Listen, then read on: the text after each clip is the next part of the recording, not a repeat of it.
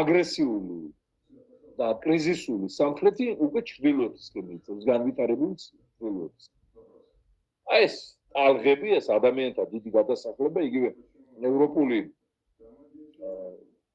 მოსახლეობა პირველი პროტოევროპელები იყვნენ სრულიად სხვა ხალხი.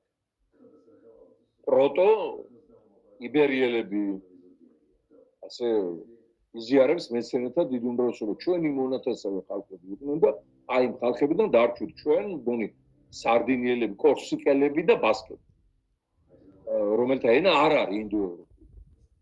და ევროპა დაიკავეს აი 7000, 10000 წლამდელი ამბავია, აი ინდოეთის ჩრდილოეთიდან წამოსულმა სანსკრიტულმა ტომებმა, სანსკრიტულ ენაზე, ანუ ინდოევროპულ ენაზე მოსაუბრე ტომები.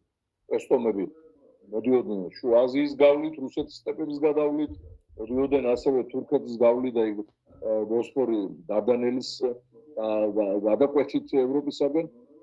მოახდინეს სხვადასხვაფერება, ენობრივი მინიმუმ. ეხლა სამხრეთი ევროპა და მათ შორის ირლანდიელები და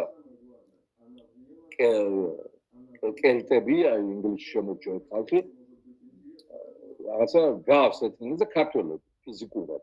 ძალიან გავართ ეთნიკა და ალბათ შეგიმჩნევიათ, ხო? რაღაცა ხასიათებში და მაგრამ ენა მათი არის ინდოევროპული. აი ტომებმა ინდოეთიდან მოსულმა ენობრივი რეალობა შეცვალეს გლობალურად. ანუ ის რაც ახლა ხდება მსოფლიოში, ახალი არ არის.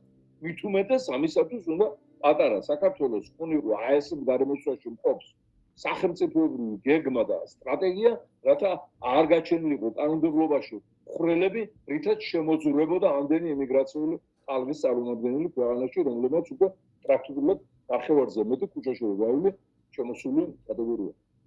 აი ამისათვის იყოს საჭირო ჩამკეტი ღონისძიებები. და არა მარტო ლეიბორისტული პარტიის ხვრილი, რის გამოც გიჟებს გვეძახდნენ და ექსტრემისტებს და კომუნისტებს. და არ გვისმენდა, ხალხი არ გვისმენდა პირველად.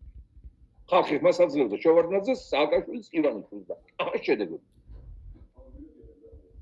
და აღარ მინდა ახლა ამ თემაზე ღრმად შევიდე, გასაგებია თქვენთვის ალბათ რა რეალობის წინაშე ვდგავართ.